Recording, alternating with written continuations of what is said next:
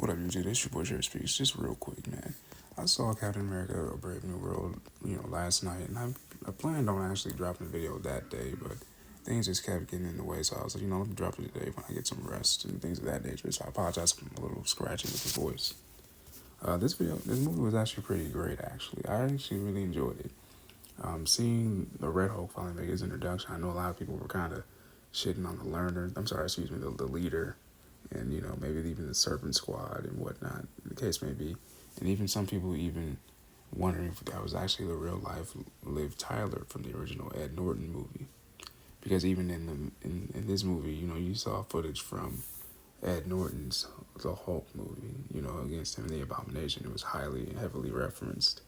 And then we learn about what's happened to Samuel Stearns since that movie. We learned that Ross actually imprisoned him, to do a little work for him, because Ross was actually dying from, I guess you could say, heart failure.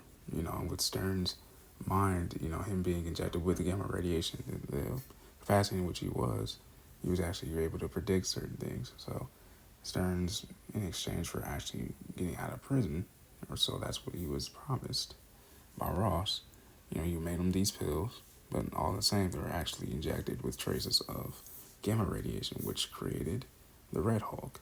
Now, as we know, if you guys don't know, like myself at one point, the Red Hulk actually is a little different from the Green Hulk that we know. Obviously, for the simple fact, not only just because he's red, but because even though Thaddeus is the Red Hulk, he can still tap into his military background, his tactics.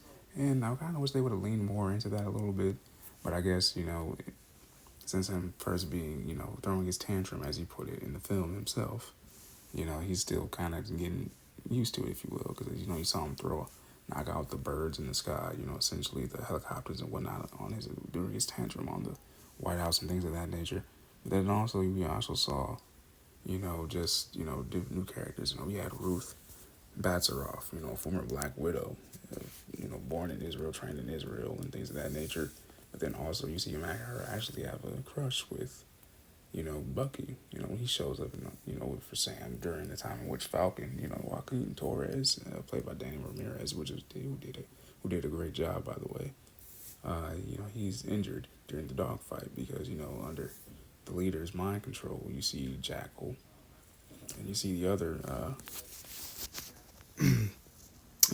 Air Force pilots start to attack Japan, because Japan thinks that Ross actually played a part in actually stealing adamantium from the Celestial Island. And that's the introduction to the mutant era, because that's what Faki kept saying. We're going to introduce you to the mutant era. Little by little, that's what they were doing. And they did it with this film, in my opinion. A little taste of it. And then we see Isaiah Bradley make a cameo. And they use, the leader is using his powers to actually manipulate people. This is very much like a Civil War era type movie, but just with Sam Wilson. I thought this was really good, actually. Like I said, they had Liv Tyler in there. A lot of people think that wasn't really her, but I think it was.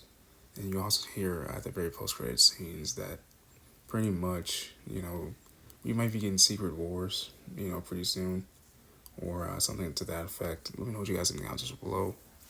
Deuces.